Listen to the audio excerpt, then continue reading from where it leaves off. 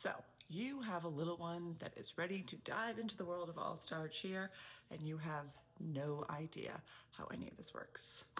Christy Blushy here, owner of Cheer Factor All-Stars, cheer mom for 12 years, and cheer coach for, oh God, pushing 30 years. So I'm here to give you some info about Tinies. Okay, first going to start off that I am talking about tiny teams that are under the governing body of the USASF. There are a few different governing bodies, but a lot of gyms, including my own Cheer Factor, our governing body is the USASF. So we go through all USASF guidelines. There are 3 different divisions offered for tinies, or different tier levels. The levels are novice, prep, and elite. And I'm gonna go over the differences between all 3 because it is more than likely that your child is either going to be evaluated or just registering and signing up for a team of these 3 calibers, okay? So first off, when we're talking about tiny teams, the way we arrange them is by age, okay? In order to be eligible for tinies under the USASF, you have to be born between 2018 and 2022, okay? So that puts us between like the 3 and 6-year-old range. However, we do have some kids that can be 7 if they turn 7 towards the end of the year. Okay, all of the information that I'm about to go over with you is available on the USASF's website. It is called usasf.net, and I have a little bit of information about where that age grid is up on the screen right now, where you can check out all the different divisions.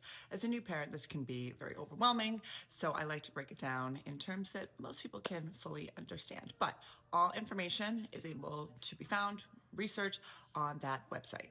So now, what is the difference between All-Star Elite, All-Star Prep, and All-Star Novice when it comes to tinies? So the first big one is age.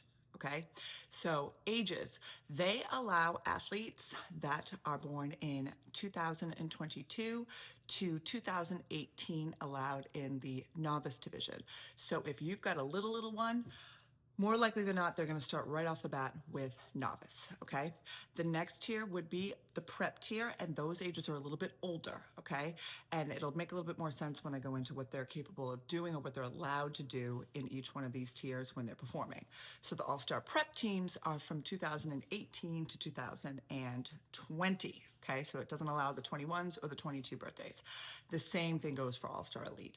So Elite, they want those ages between 2018 and 2020. So if you have a 2021 birthday or 2022 birthday, they're only eligible for novice. But if you have those kids born between 2018 and 2020, they can do all 3 tiers depending on what your gym offers. Now, the next big thing that is the difference between the different tiers of tinies is the length of the routine. All right, and again, this will make more sense when I go into what they're allowed to do within those routine parameters. So the novice, and that is the group that has the largest age group, that routine can be 1 minute and 30 seconds long. Okay, the All-Star Prep division, that routine can be 2 minutes long, and then the All-Star Elite division, that division would be 2 minutes and 30 seconds long, and that is the same for all the other elite teams, from minis all the way up to seniors, even into like level 7. So those are the different times that they allow the kids to perform, okay? Next is what they're allowed to do in those routines, okay? So novice, you wanna think of novice as beginner. Like if you ever signed up your 2-year-old or 3-year-old for dance. I know I did with mine. And they it's just that they go on stage, they're in their tutu, they get out there, they smile, they do some moves, and everybody's just taking pictures and laughing and loving every minute of it, all right? Novice can be a little bit like that. They are the younger group. Like I said, they'll allow the 3-year-olds and the 4-year-olds.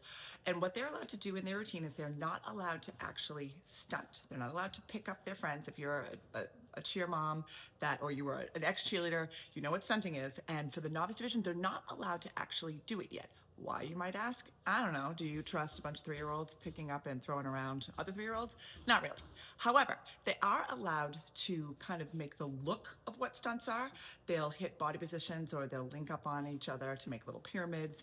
They'll hold each other's waists for different stunts and stuff like that. So the kids can get used to doing a little bit of the intricacies that are allowed in stunts without actually stunting. okay? The other thing the athletes are allowed to do is they are allowed to do forward rolls, and I believe backward rolls. No other tumbling is allowed in novice. They can't backbend, they can't bridge kickover, they can't do front walkovers, back walkovers, all that other stuff that's allowed in level one. They're allowed to do very minimal cartwheels, forward rolls, backward rolls, etc. All right, and there are reasons for this too, which I'll get into later. Next is the prep tier. The prep tier is allowed to start stunting. They're just stunting with a little bit more limited abilities than the regular level one teams, where once you hit minis, once you hit youth, junior, senior, you know? So there are certain restrictions in what stunts they're allowed to do. They can't pop cradle. There are stunts that they can't really go to extension. There's certain things that make it a little bit more of a level playing field when it comes to that performance, because they, again, are so little. When you go into elite, they are allowed to do all the skill sets that level one can allow, whether that be minis all the way to seniors. And again, that is why that older age group is more needed on that tiny elite.